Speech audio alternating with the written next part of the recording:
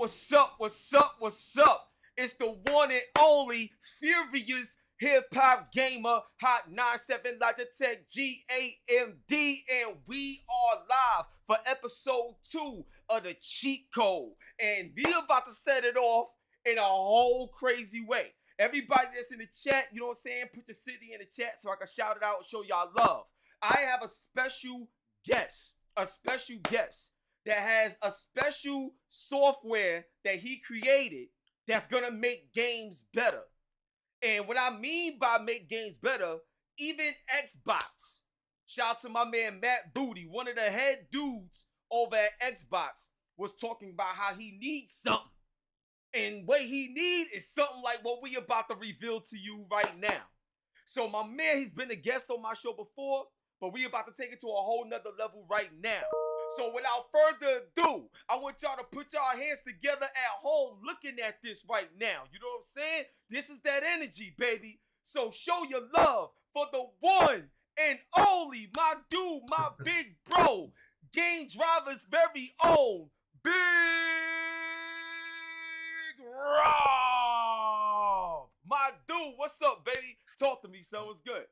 Oh man, how you doing, man? I am congratulations on the new show. Like, this is episode 2. I'm gonna go for episode 1 next time. Guys, gonna need this. How about episode 1000? You can bring me back for that one. Yo, let's do it. Listen, right, man. What's so funny? Reason why I wanted to get you back on so fast is obviously I hit you up and I was looking at the article. I think GamesIndustry.biz put out the article with Matt Booty, and he was talking about, you know, the issues with game development and bugs, and every time you add something new to the game, you gotta retest it all over again. These is all the things that you was telling me before, bro. I was like, yo, this is amazing. So I had to call you.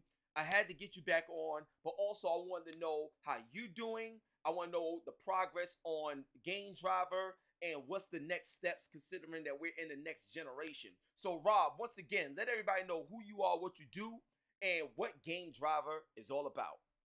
Yeah, okay, so GameDriver, you know, I don't really matter. I'm just one of the people at the company. We are very much a team. But what I've been working on in the last 10 years is all about software test automation, but in business. So how do you make QA, quality assurance and testing, work for the users to deliver products faster, to get stuff to market? And where we spent a bunch of our time, and I've worked with some of the biggest players in the world in this space, multiple different companies. And, you know, where we spent our time was always in the enterprise, always working on corporate websites, on SAP systems, stuff that was used day to day by business without any sort of recognition or realization of what was happening in this massive world we call gaming, right? So a few years ago, my buddy Shane and I, we were sitting around, like, we go back a bit, but Shane and I started playing World of Warcraft together in 2004. That's how long we've known each other now. Wow. I remember when his oldest daughter, who just turned 20, was a toddler, and I remember the birth of kids number 2 and 3. So like, we go back a long, long ways. And we were sitting around playing probably Destiny or something when we realized that, you know, this little project that we had on the side to build a game really wasn't going to happen because we couldn't test it properly. Like, we weren't really trying to release something, but we were trying to, you know, use our creative juices in different ways. So we took that, and that became what later we know as GameDriver. So what we did is we went, well, why is it that these same types of testing, of test automation, of, you know, talking to people who from top to bottom, you know, you come out of school, you become a tester in business, you immediately get immersed in using automated tools. After that, you might be a team lead, you might be a manager, a director, and the people that I was selling like hundreds of thousands of software a year or two, they were ones who had once been those testers, and they were in decision-making positions. And as we started seeing how the industry works, and, you know, like, rampant toxicity in testing, and how it takes advantage of people and pulls them into the factory just to churn them out the other side, we thought there had to be a better way. So we brought in a third guy named Phil. He and I are getting closer and closer all the time. I was down in Raleigh visiting him just 2 weeks ago, and we sat down and said, can we do this for gaming? So we did. We started doing it. We brought together the team. We started building some software, figuring out why can't this be done. And, The biggest thing, and really is about repeatability, but also, first of all, about finding objects. Can you find the player? Now, if I go to a website and I'm trying to test it, and I've got first name hip hop, last name gamer, if it takes 3 to 5 seconds to find the last name field, who cares, right? Right. But if I walk into, I've been playing, despite the press, I've been playing Diablo Immortal recently. I haven't given them a dime, but I've been playing it on my phone way more than I should. So if I walk into a dungeon and I see that there's a skeleton running at me with a great big sword, right? And he wants to whack my character's head off and cause some damage. If it takes me 3 seconds to figure out where the cast button is, so I'm playing as a mage, where the cast button is to actually attack back, I'm done. There's no value in that. So we had to be able to find objects quickly, find them repeatably, and then be able to act upon anything that's in the scene in order to run tests. And once we had that in place, everything else starts to fall in. We can look at, all right, so my testers today maybe are running, 30, 40 tests per day, right? Like every 5-10 minutes per. So to do the full life cycle, not just test it, but to submit any bugs, take screenshots, all the stuff that has to be done in that. But if I can turn that throughput to 300 to 500 tests per day by spending an extra 15, 25% more time up front writing an automated test that then becomes a reusable asset, well, now I'm starting to see some value, right? Now I'm no longer something that can be consumed and thrown away. I'm a person. I'm providing something that's going to retain, something that's going to keep value. And that's really what we talk about when we talk about GameDriver, is not about automation for the sake of getting rid of jobs. It's automation for the sake of improving lives. Gotcha. Now, I love that, because a lot of times the moment you hear automation, you think about, dag, well, if this software exists, then what's the reason for my job? But the thing is, regardless of automation, you still need that human touch to better what that automation can be, so it works both ways. So I understand that concept. So now what I want to do, I want to get down to the nitty gritty, bro. I want to get down to the nitty gritty. So when I showed you the article that Matt Booty was talking about from Xbox, now I'm going to keep it real with you, because I spoke about this the other day. Xbox, before it came out, with the Series X and everything, just like with PlayStation, they talked about what these next generation systems will be able to do.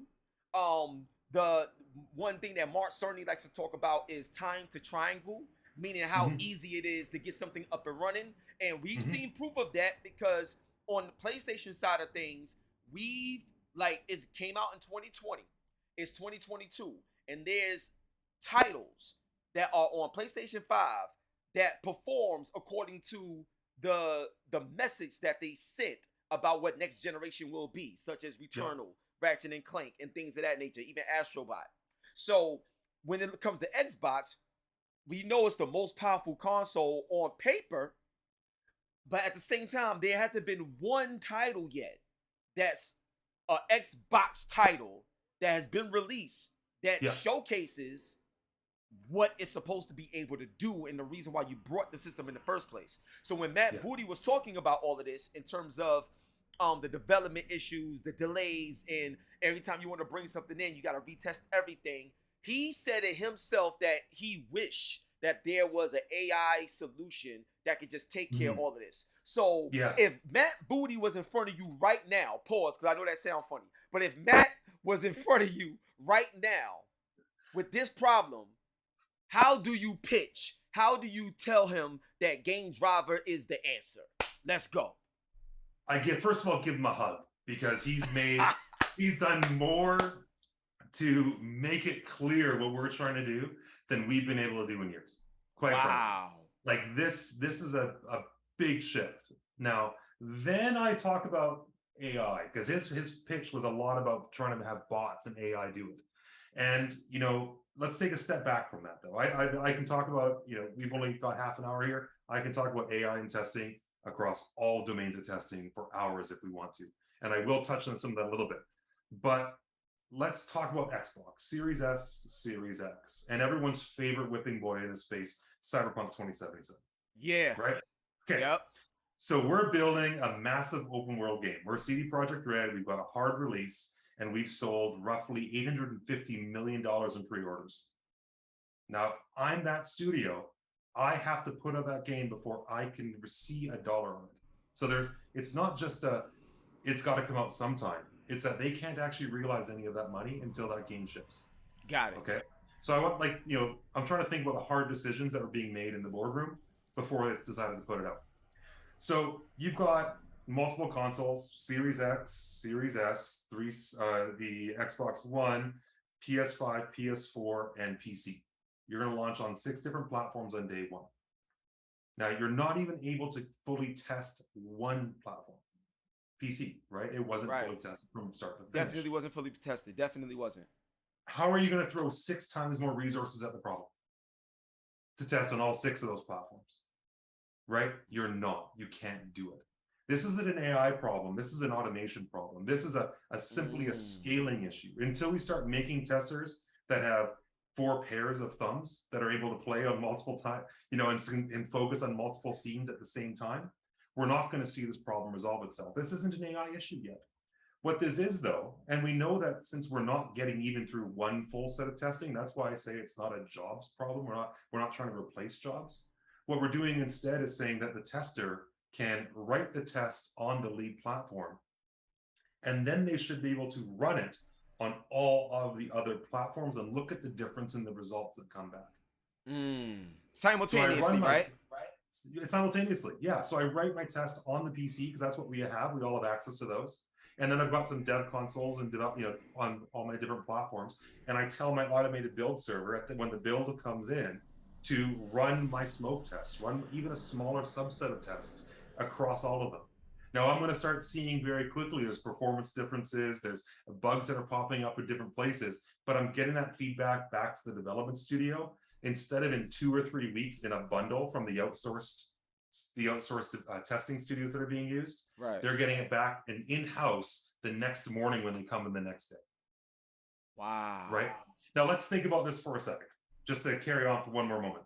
If I ask you what you had for lunch today, you probably know what it is. You don't have to tell me, but you know what it is. Right. If I ask you where you went for dinner last night, again, you know what the answer is. If I ask you what you had for breakfast 3 Thursdays ago, what did you have? Oh, come on, and if bro. You're the kind of person that's the same thing every day. I don't want to hear that answer. Come on, nobody's gonna remember that. Exactly my point. So that's the same way in the testing world. If I'm passing over a finished build to an outsourced provider, it's going to take some time to get to them. Then they go through their testing process and they build reports, and then they ship it back to back to CD Projekt Red, for example. The development team gets it. They have to filter through it, and 2 or 3 weeks or even 4 weeks later, that's when the developer is seeing where the problem occurred. Right? Wow. So imagine the delay and I get it. It's starting to make sense. So because they can't even catch the problems in time, their timeline is always going to be off because they can't even catch up to the problem. Exactly. Now, I haven't written a lot of code in many years, but when I did, when you write something, I used to be a .NET developer, C# developer. And when I would write something, if I made a mistake and during compile, right? So I go and build my project, if it threw me an error right away, I know exactly where I was working. I go right back to that line. I fix the problem. Off it goes. The next time the build works or it doesn't, but I fix it until it's resolved, and then I'm able to push it up. Right? It's because I understand the context of where this is. If I come in the next morning and my automated build process has delivered a report to me saying there's a problem here that wasn't there yesterday, I know where I was working yesterday. I can go and fix it. Right? If I'm looking at a week or 2 weeks or 3 weeks, like we're talking about with these kinds of delays, well, now my mean time to resolve the issue, I have to figure out what files these problems happen in, what changes have been rolled in since. Everything else that could have happened after that point has to potentially be undone to solve the bug. Right? So got you. Even if you're not fully trying to automate everything, which we're not, right? We don't think that we're going to get 100% automation. But we think, and what we've seen, is that even getting to 25, 30% automation sees an 85% reduction in time spent testing and a 60% reduction in actual defects. Wow. So let me ask you this, right? This is significantly valuable. A lot of times a company will make something, but the significant difference in value may not be worth the investment, even though it was a cool idea. What y'all created something that's not just a cool idea, but it's industry changing, industry shifting, and the significant impact is evident. Plus, you already got case studies and testimonies of this working. So it's not like it's wishful thinking. You actually proved this in practice. So my question to you is this: Microsoft, they just spent billions upon billions upon billions of dollars, with Activision and securing all these studios, Ninja Theory, everybody like that. So obviously there's a lot of games that us fans is waiting for that we still haven't got yet. Next year, we'll see. From what I hear, it's going to be a great year for Xbox with actually getting these games out. But I mean, look how long it took. So my question to you is, from a financial standpoint, how does GameDriver not only make money in its current state, but what type of investment would it take for GameDriver as a brand and business to be put in a position to really solve a lot of the headaches that so much of the industry deal with on a daily basis, because a lot of people are not using, let alone is aware of how amazing this software, this product is? Like, what type of finances we looking at that you need to go to the next level? Because I believe Microsoft could provide it, let alone would buy into it. Yeah, so step number one, I don't know how much it is that's necessarily money. But I was, reading an article in the news or on Reddit the other day, and one of the largest transocean shipping companies has announced that they're going to move their fleet to avoid some blue whales because they're endangered. They don't want to be in the way and the noise, and the whales don't like it, and they don't want to risk crashes. The whales tend to lose, right? When a big freighter hits it. Like, they're big, but they're not that big, and they're softer at least. So what they've announced is they're going to change their shipping lines or modify their shipping routes so that they're able to avoid this pod of whales that's moving across the Pacific right now. And the reason they have to do it so early is, if you think about a 1,000-ton or these massive ships, it takes them miles to change course or to stop. They can't just be like, oh look, there's a whale off the port bow, we're going to slow down now. They have to do it well before they could possibly see it over the horizon. Got it. And what this conversation, I refer to that as the permafrost in the industry, the glacial pace that we are going to continue moving the same way we always have. And you can see it all over the continent. Like, you look at the rivers and the valleys, like the ice as it retreats, it just leaves and does what it wants, right? But it's got to go somewhere. And what I saw last week was someone in an important position, someone who knows the industry, starting to say the same things that we've been saying for a while. And that permafrost, the ability to start seeing things shift, that might be happening now. And that's what we're excited about, because we're there, we're ready. We think that we're confident that what we have on the market right now can solve a significant number of the problems in QA that currently exist. And what we also know, back to talking to Mr. Googie's original point, with the AI space, I will never argue there's no use for AI in testing. There's certainly places it can be done. I'm a recovering FIFA player. I used to play FIFA every year for years. Got it. And you got those card packs opening up, or any game that's like that, any Ultimate Team stuff, whether it's Madden or if you're someone who plays more casual card games on your phone or on your tablet, any of those kinds of things where you're opening up content, right? And you want to make sure that those run verifications, that are the packs containing what they're supposed to. Are things rendering? Are the upgraded stats and the special characters, special cards, are they being replicated properly? All of that stuff is a case for AI. Another one that I've been talking about for a very long time, since we first started this company, is, let's say I used to play a lot of Ubisoft games, right? The Division, Assassin's Creed, all those games. And the Snowdrop engine used to have a bit of a problem. I think it still does. It still does. Yep. I remember the Snowdrop. Yep. Where you can be crouched behind an object and you can suddenly fall through the floor. Yeah, because I remember. Yeah, I Yeah. remember. I think the name of the game. I could be wrong, but I think the name of the game was Snowblind.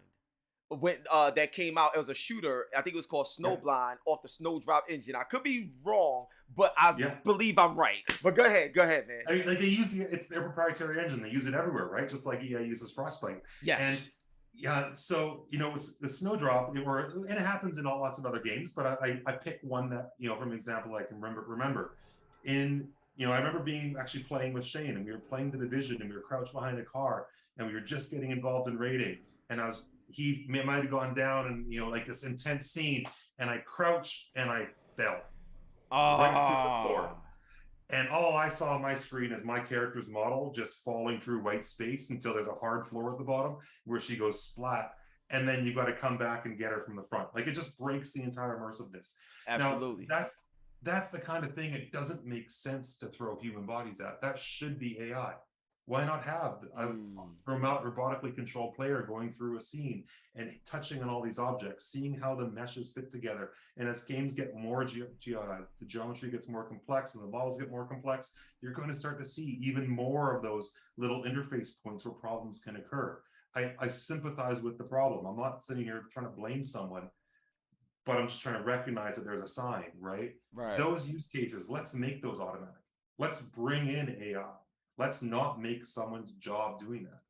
Got you. Now, it makes perfect sense. So now, one thing I want to ask you, this is very important, and this is one of the reasons why the cheat code exists. So this is more of a two-part question, but it's very important. So what I want to ask you is, what is your thoughts on cheat codes in the gaming industry, period? The reason why I'm asking you this is because it seems like we have gotten into this get good mentality to where everybody got to be an esports player. Like, nobody can just play games and have fun and just enjoy the game. So back in the day, growing up, Contra, 99 lives, up, down, left, right, like the blood code in Mortal Kombat, big heads in NBA Jam, infinite health, for certain games that you want to play, like Lion King. If it was too difficult, use the game Genie. Like, this is all part of the culture. So what I want to ask you is, when it comes to cheat codes and stuff, what's one of the cheat codes you used to use, like, back in the day playing games? That's one. Two, what do you think of cheat codes now in the modern day era with Plitch? Because Plitch is the new platform, is that new game Genie now that we use to use our cheat codes.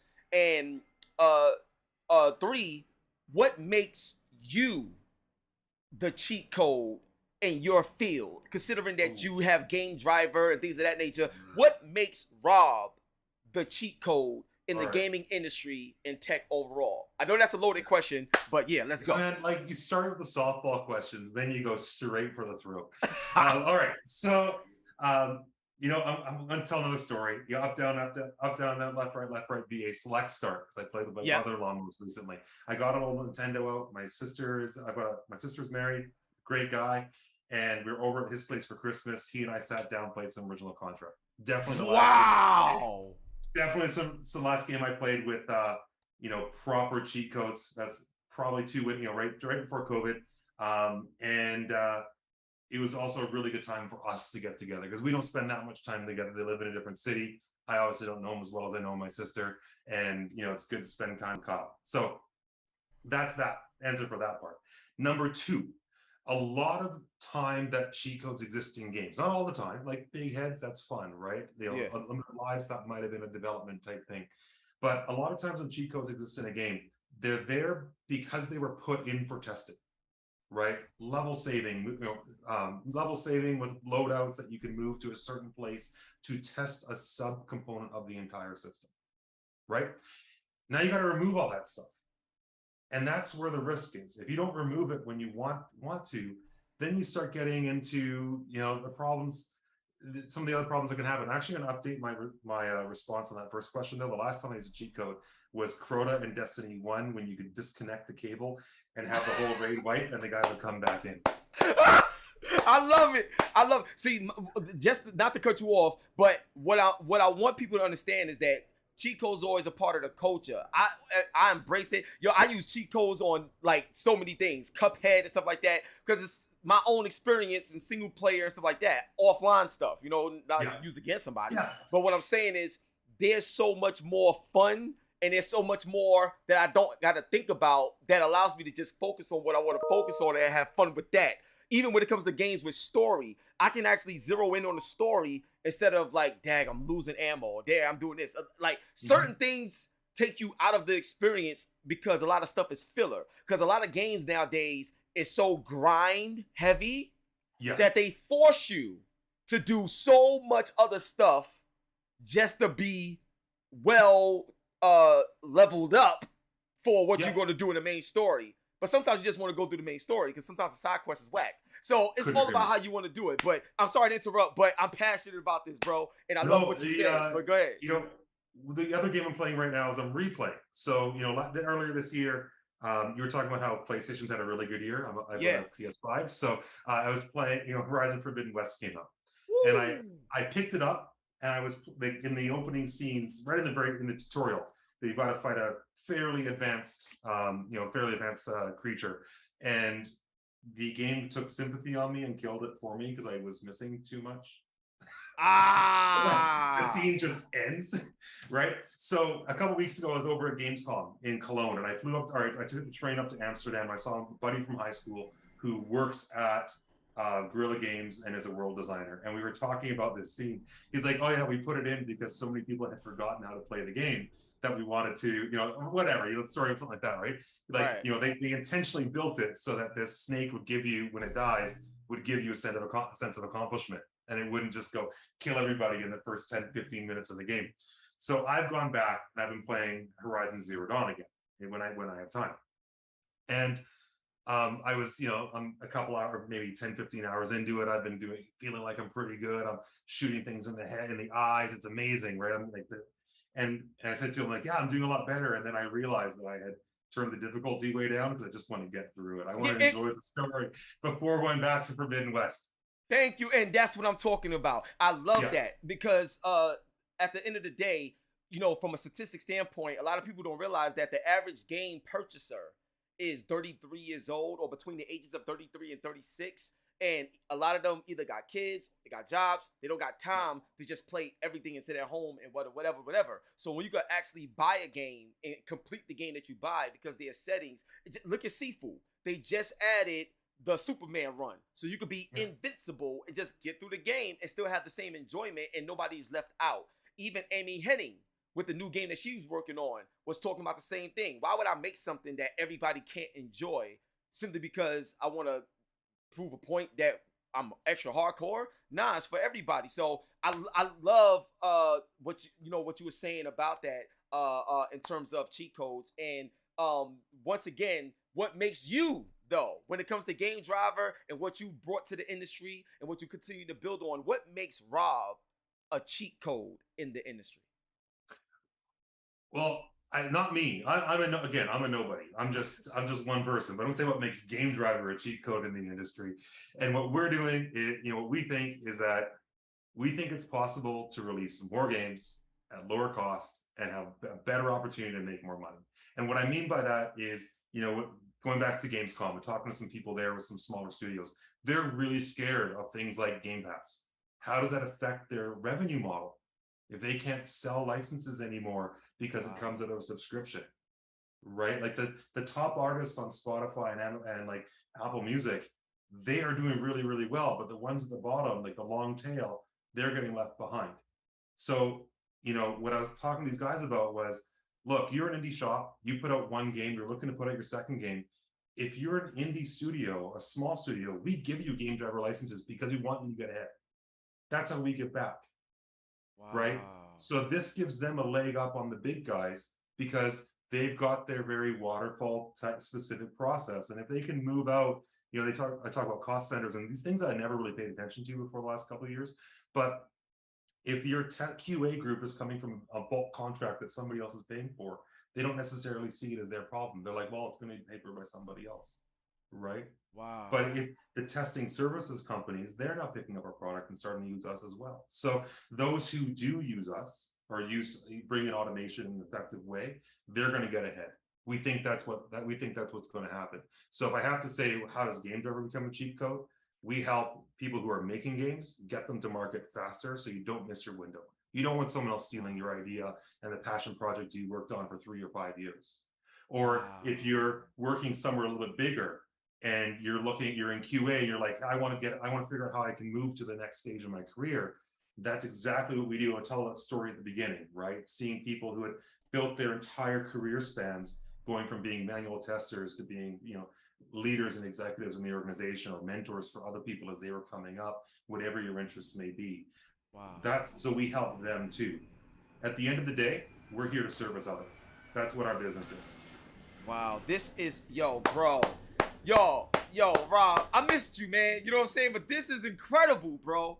And you've made so much progress, man. Like, this is crazy. So listen, I want to tell y'all right now, we about to go into the SteelRising gameplay, and I'm gonna show y'all the cheat codes on SteelRising. All right, the game just came out. I'm gonna show you everything. It's gonna be crazy, the experience and all of that. It's amazing. So I'm gonna show y'all SteelRising. Now, before I let Rob go, Rob, here's what I want you to what I want to leave you with. Now, if there's anybody in the chat that got a question for Rob that's been listening to the conversation, type your question in now so I can ask it for you and shout you out so Rob can answer the question. So this is the time to open it up.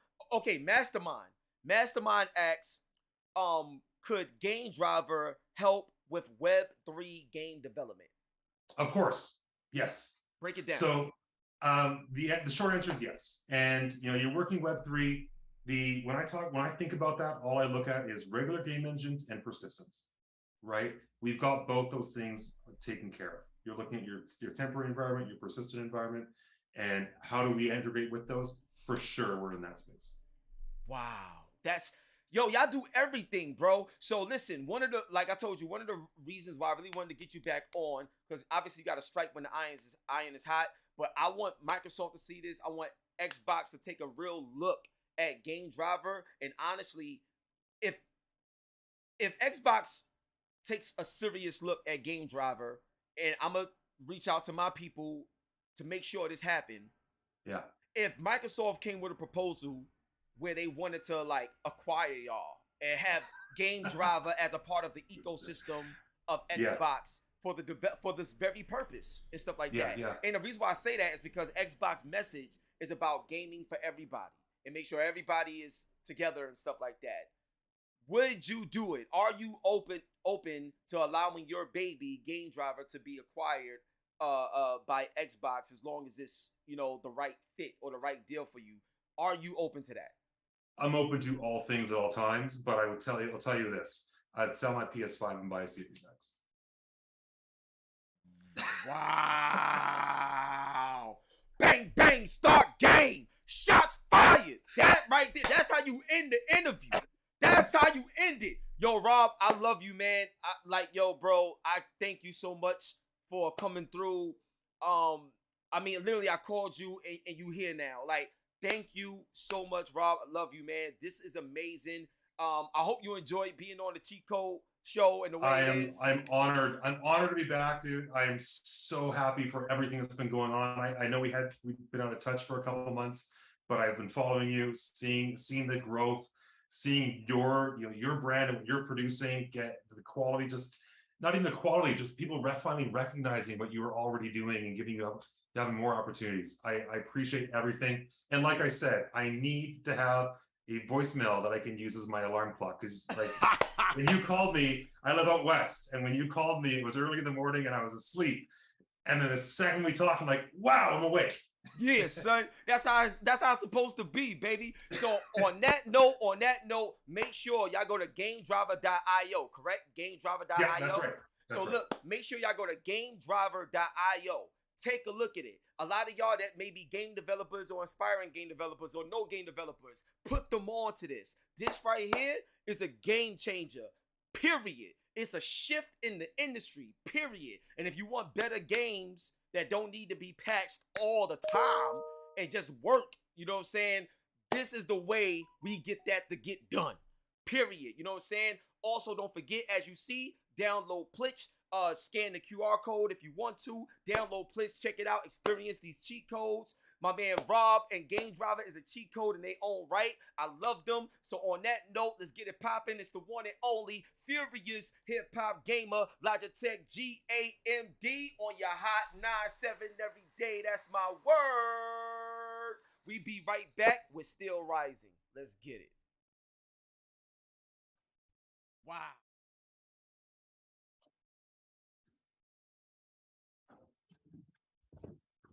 Oh, I need to get some air in here. Yeah, you got to take care of your business. We'll talk soon. Have a good one. Bye-bye.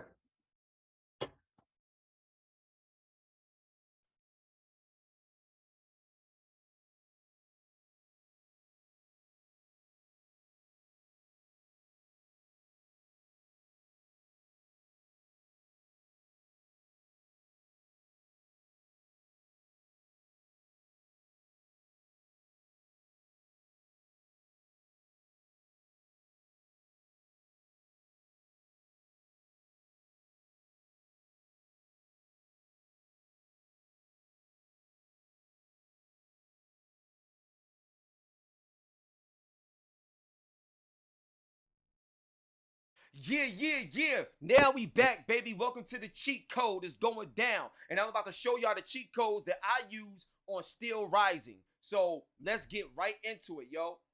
Real talk. And this is one of those Bloodborne, Demon Soul type games and stuff like that. So yeah, let's get it. Let me know if you can hear. Let me know if everything looks good and sounds good and you can hear it.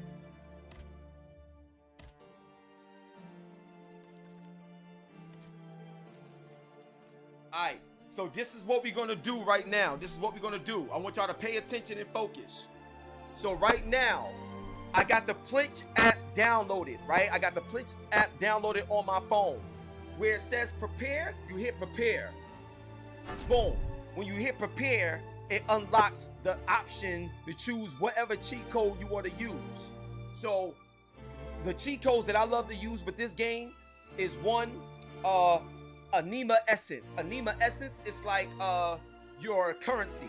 It's like your currency in the game to buy whatever you want, right? So, boom. Did that.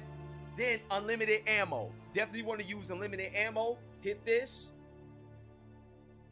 Boom. Unlimited ammo is there. Then, gotta go God mode, baby. This is God mode right here. So, we gotta go God mode. Check it out. Boom. Hit God mode. And then unlimited stamina, because nobody got time to be getting tired. So boom, unlimited stamina, and then also you can do unlimited item uses. Boom. So those are the ones that I like to use. I'll say it again. I like to use Anima Essence, unlimited ammo, God mode, unlimited stamina, and unlimited item uses. So now we about to get into the game so you can see how it is. Yo, we're gonna have a good time, y'all. Let's go. And once again, let me know if everything look good and sound good. Yo, Leon, I see you, baby. I see you, son. Let's get it.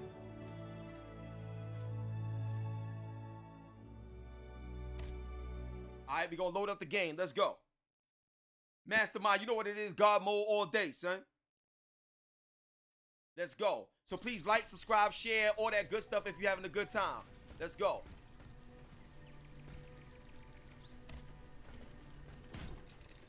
So now you see where it says upgrades, right? So you can see my Anima, it says 529,420.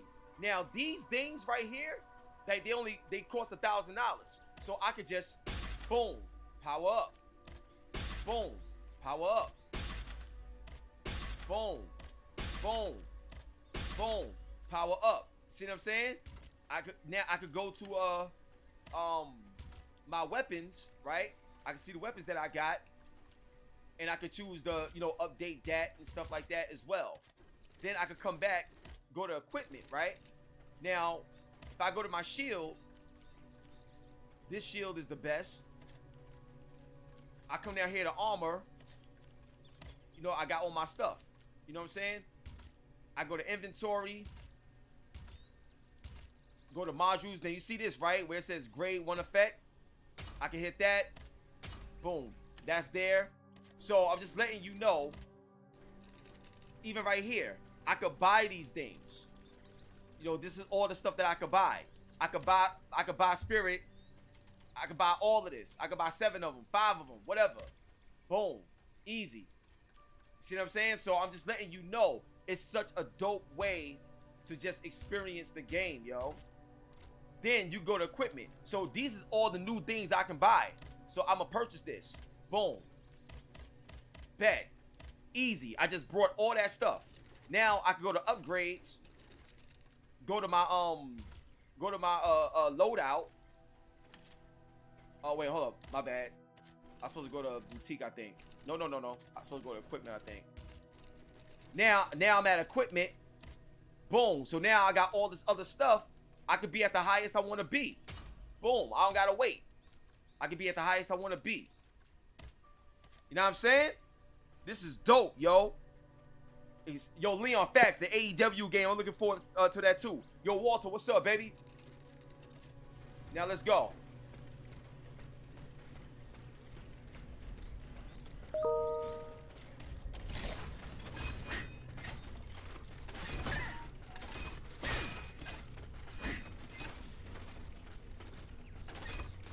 Got him.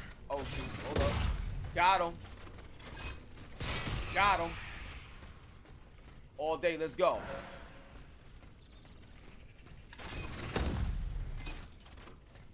Oh, I shoot with that. Oh, let's go.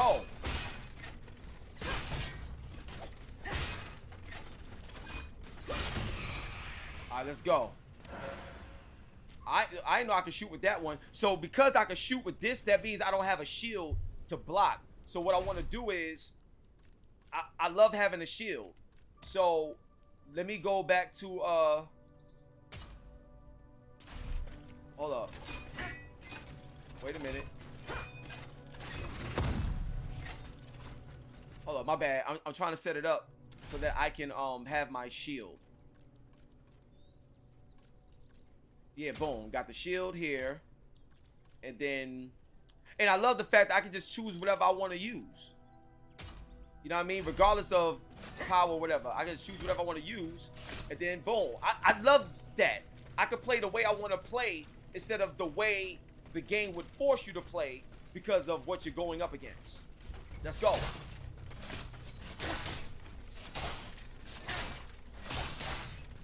Let's go, baby.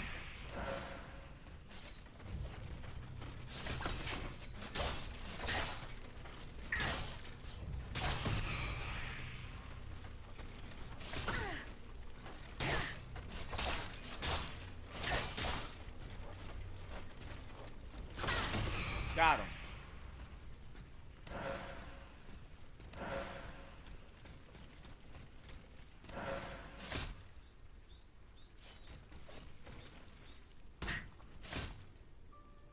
Hold up. Wait a minute. I just came from all the way over there. Now, one thing about these games is I always tend to get lost. Like,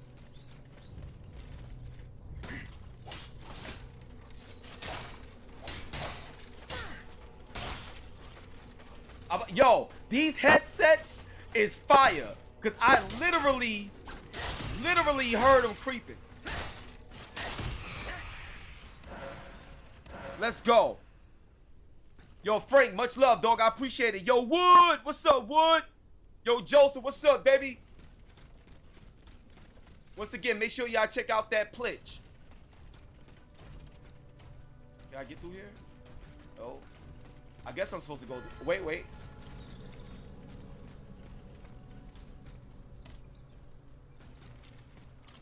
All right, let's go.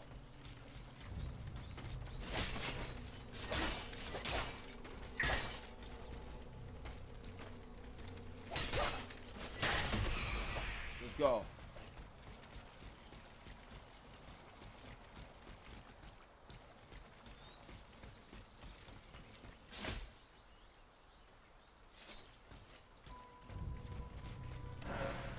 Hold up.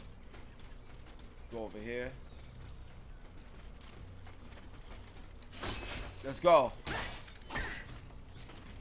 Now, what I would say is, when you do use the shield, is very responsive. Like the game itself is very responsive. So what I love about that is, oh look, boom, I got what's the name? Another module. So see, look, this module slightly increases your health. Now I don't gotta worry about that because I can't die. So I'm gonna just stick with what I had originally, because it does good for the cooling. You see what I'm saying? So I don't even gotta waste time with certain things because of the fact of the play style. That's dope. Let's go, baby. What you said? What is the no? Well, see, that's the thing.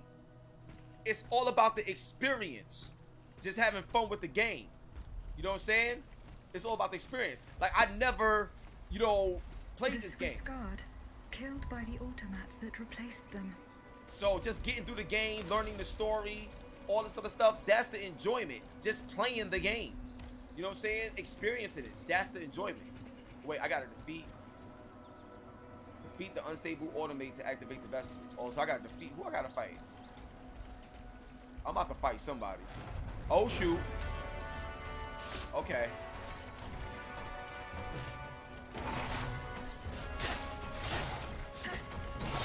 And the thing is, I still play the game as if I don't got cheat codes on, because I'm still trying to, like, you know, learn the game as well.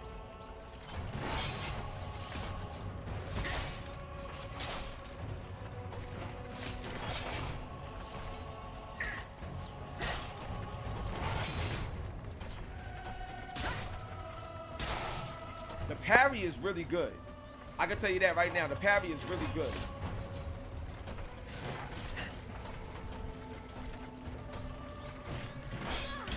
And another thing that's good is the lock on. The lock on is really good. Oh, dang.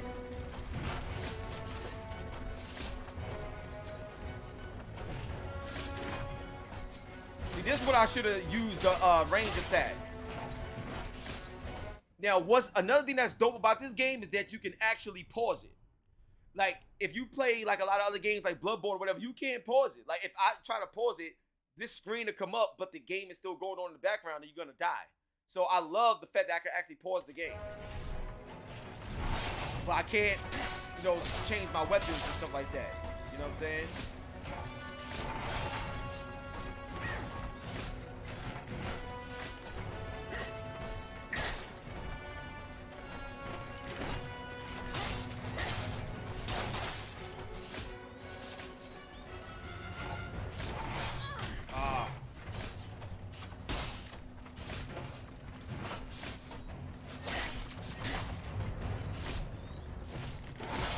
Let's go.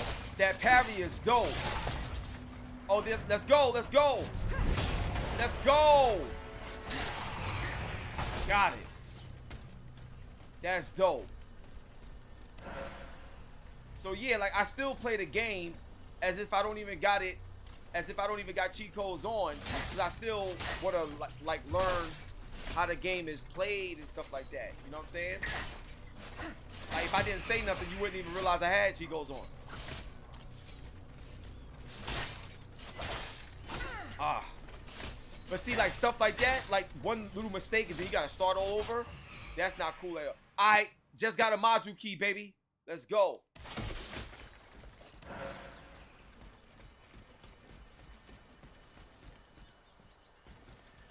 All right, so now that we got the module key.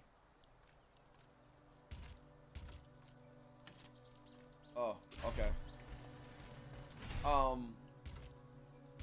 Now I'm gonna change these weapons. I need something better. Yeah, so we gonna rock with this.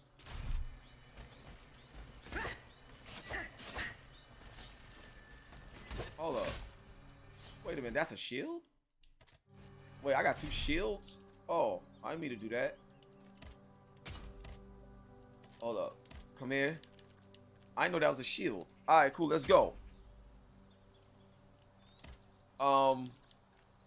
Ranged attack, blade storm. Ranged attack. Okay. Oh, you know what? Alright, this is how I'm gonna set it up. I'm gonna get this for my ranged attack. So I got this right here. Boom. And that's my shield. Okay. Alright, we're gonna see how this works. Now let's go over here. We're gonna activate the Vestal.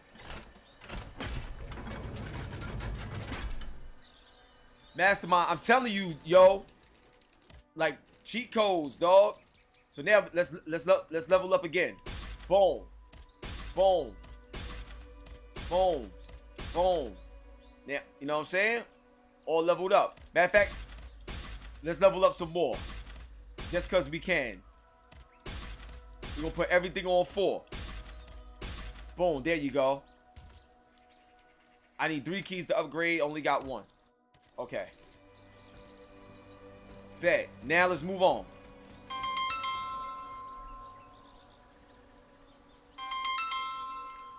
Alright, give me a second, y'all. I apologize.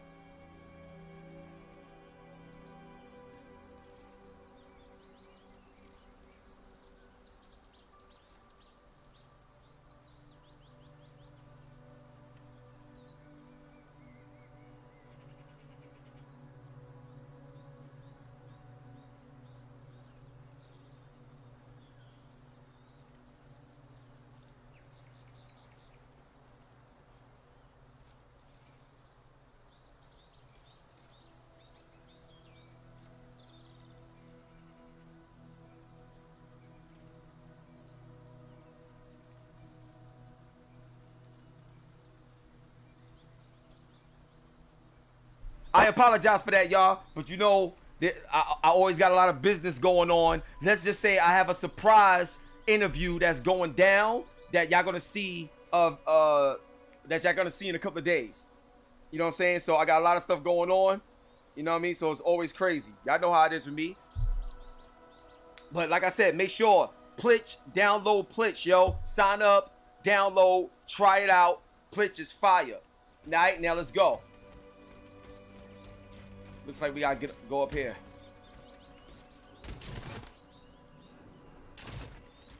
You always gotta be careful, you know what I'm saying? You never know when the enemy's about to pop up, son.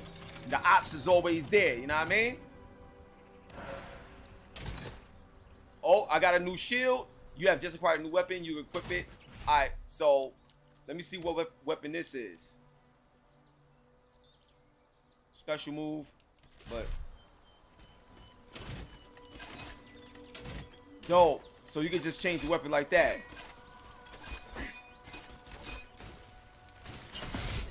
Woo! Let's go.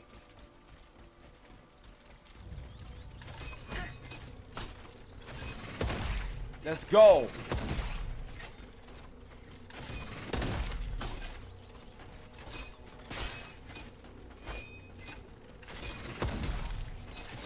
Boom. You know what I'm saying? Infinite ammo. Like, I love that. You know what I'm saying? If I want to, I can just shoot them up. Oh, the lantern. Alright. This already seems like I'm about to face off against some crazy person.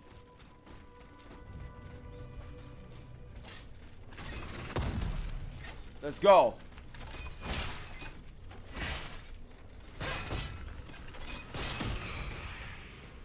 Nice. Yo, the sound design in these headsets in this game is crazy, man. It's like I hear it all around. It's crazy. Alright. So now, what I am going to do, get back to my shield.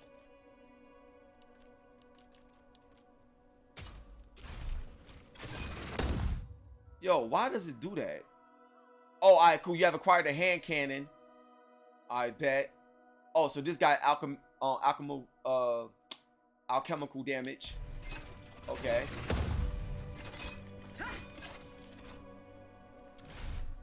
Wait, why is it not letting me use my shield? This is weird. Hold up.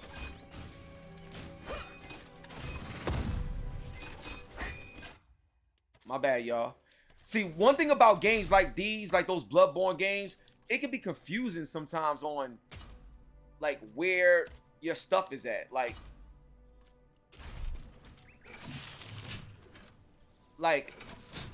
I don't even know how to get my shield right. Like, okay, now we got the shield.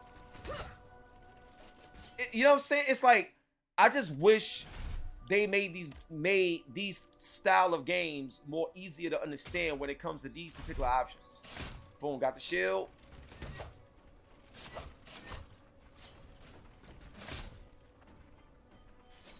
Like, I don't even know. Oh, wow. That's blocked. I can't stand that. I don't even know. Oh, shoot. Wow.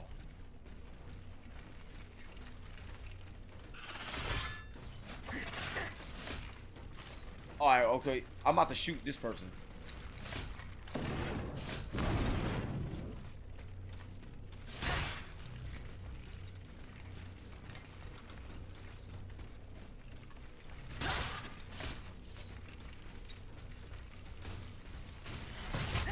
Woo! Nice. Let's go. See, my thing is, I still like to play, even if I still like to play as if I don't even got the cheat codes on. But, because, you know, I still like to learn the game. You know what I'm saying? What it has to offer. But nobody got time to be dying every second.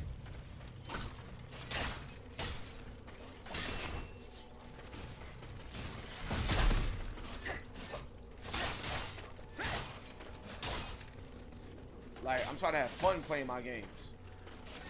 Like I said, y'all, Plitch.com. Go to Plitch.com.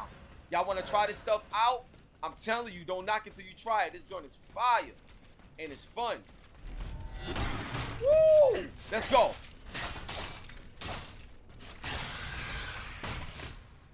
That was straight bully ball right there. Straight bully ball. Let's get it. Wood, you said, how would you feel?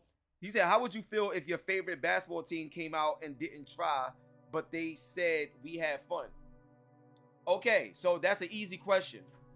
If I'm playing against somebody, then of course I'm going all out against somebody. I'm playing against a person. You know what I'm saying? Like, if we play Tekken 7 together, nobody's gonna use cheat codes. Like, you know what I'm saying? We played against each other to see who's nice. So if my favorite basketball team, like, you know, Brooklyn, the Lakers, you know, come out to play, and they playing against another team and they don't show up, that's a problem. But if they come out and they just by themselves shooting around and they ain't going against nobody, they just shooting around, playing around, having fun, testing their shot or just whatever, then it's whatever, because it's just them. So I have no problem with that. But I do have a problem if you going against somebody and you ain't trying. And I'm not going against nobody. I'm just playing the game. It's only me. So I hear what you trying to say, but that don't work here. I keep telling y'all, look, you play games to have fun, man.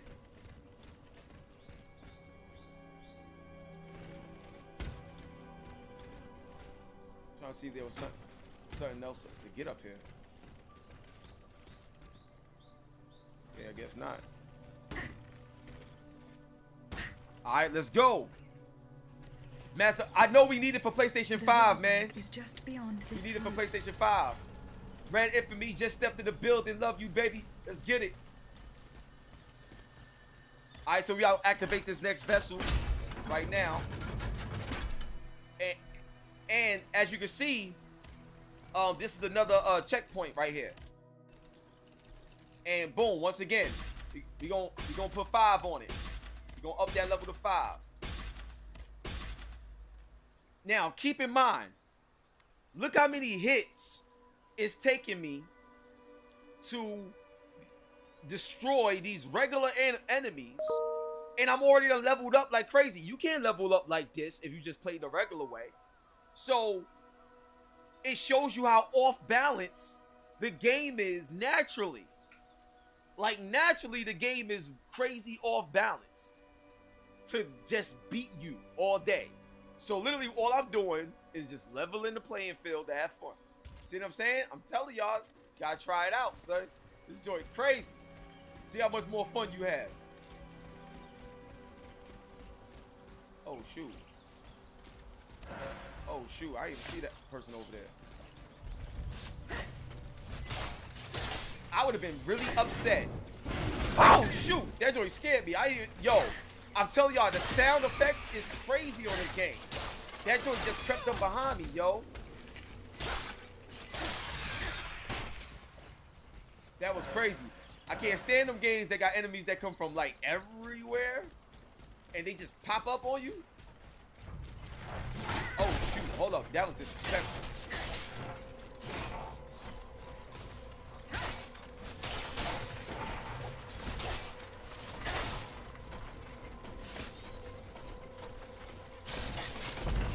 Now keep in mind, I also have infinite stamina on.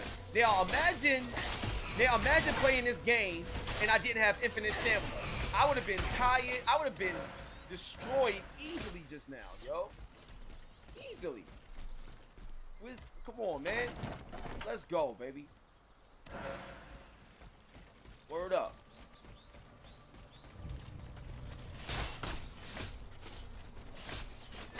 Let's go. Now I got enough material to improve my oil. Let's go over here. Oh shoot. Yo, you see what I'm saying? They be mad sneaky, yo. I didn't even see that enemy over there, son. Got him. Got him. I'm telling y'all, man. Yo, Walter. Yo, put like this. Question to everybody.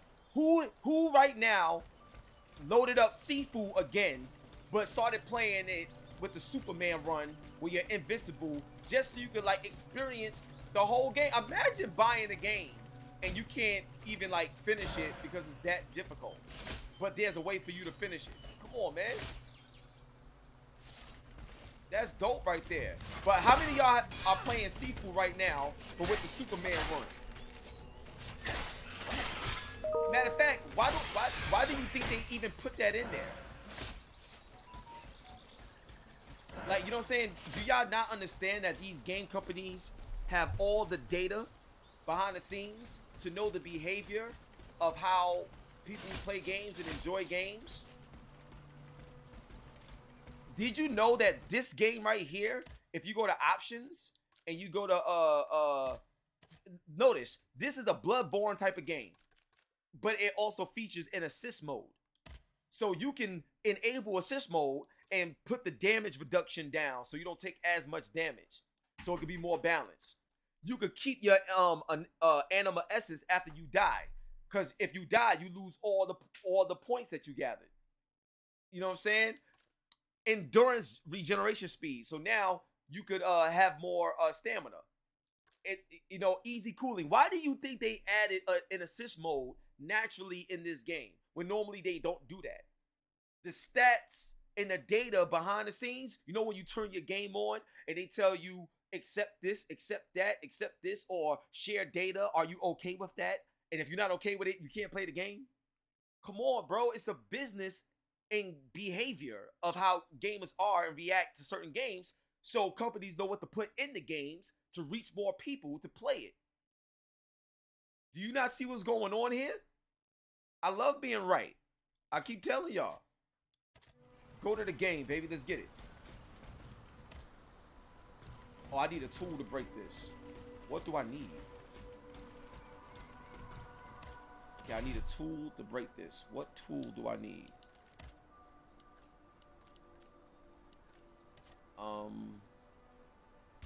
Let's go to inventory.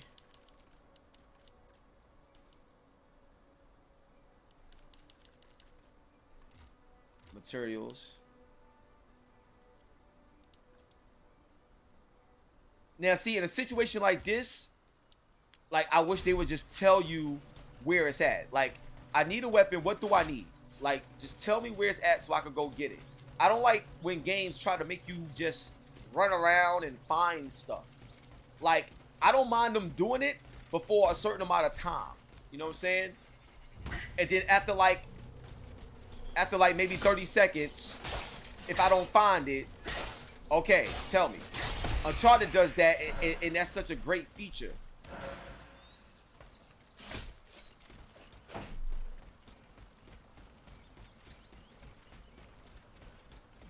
there something here?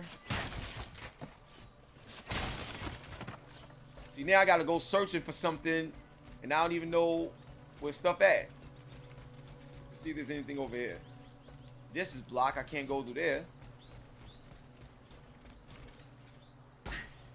And then if you can't find it, after a while, you're just gonna put the game down, be like, you know what, I'll get to it later, and you might not even get to it.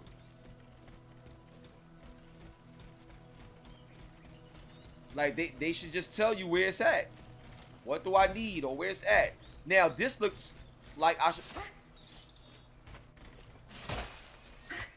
Okay.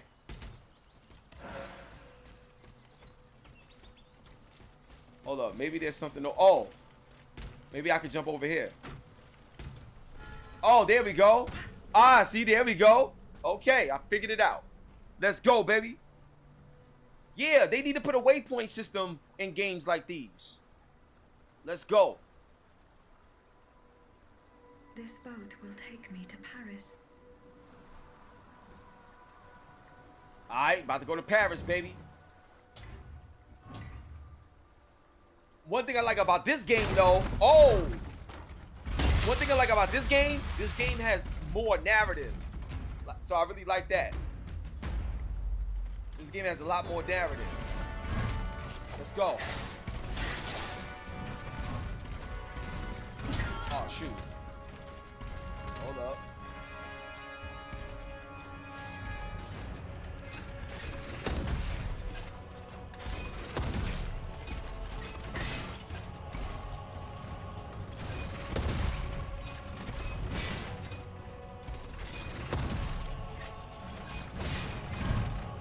Woo!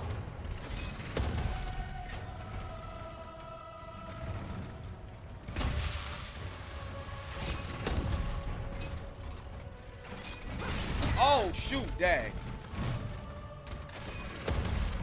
And this also allows you to learn the game better. Because now you can see what the game has to offer in terms of the way the boss battles are.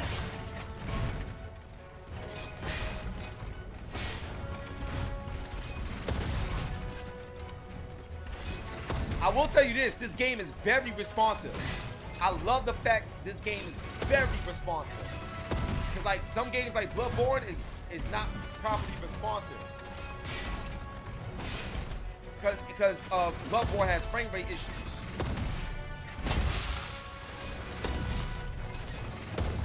Infinite ammo, baby. Woo! Back up! Back up!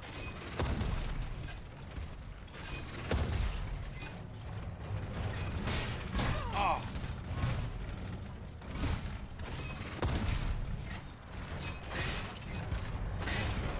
Back up. See, I only got hit 3 times. This whole fight, I only got hit 3 times.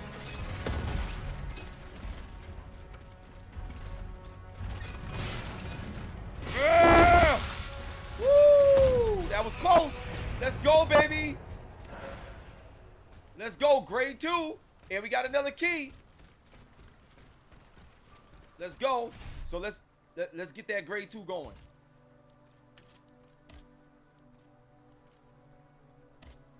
Oh, module slot.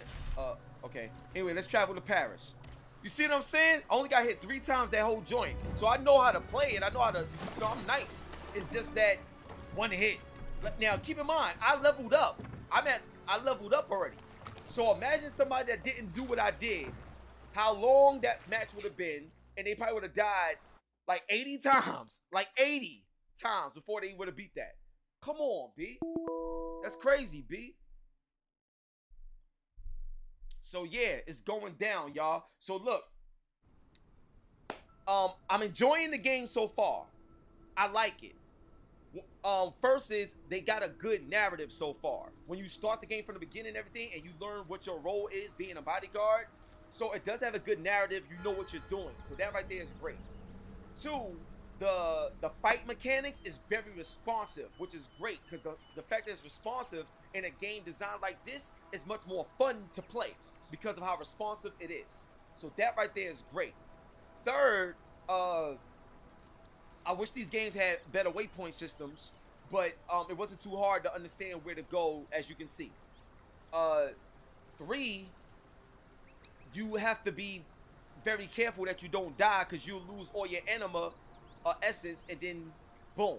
Now, the best thing about this game is that it has an assist mode, naturally. So the fact that it has an assist mode is going to open the door for more casual people to play a game like this and actually find some sort of enjoyment. So that right there is incredible. But on that note, when you play with Plitch, play with Plitch. That's the slogan right there. Play with Plitch. Download Plitch. Try it out. And then you'll literally see what I'm talking about and how much more fun the game is just to experience the game and go through the motions of it. It's crazy. It's freedom. It's like, yo, it's insane. I love it. You can, like, case in point, right? I'm gonna give you an example. Let's go to equipment, right? Let's say, all right, so this hat right here, right? It gives me more power. This hat. Now, this jacket gives me more power, as you can see. These joints do the same, so it doesn't matter which one you pick, right? This one right here gives me more armor. Now, let's say I didn't want to wear the Page shoes, but I wanted to wear these boots. I can wear whatever I want. Because even though the game is developed in a way where what you got on plays a role in your armor and your strength, when you're in God mode, I can just wear whatever I want to wear because that's what I like. It don't got to worry about nothing. French Montana voice. Ain't worried about nothing. You know what I'm saying? So I'm just telling you right now, the level of freedom to do what you want to do and play the way you want to play with Plitch. Download it, try it out, let's get it popping. On that note, it's the one and only Furious Hip Hop Gamer, Hot 97 Logitech GAMD. Love y'all. God bless. Download Plitch. This has been the cheat code. Hope y'all enjoyed it. See y'all next week with it. Peace.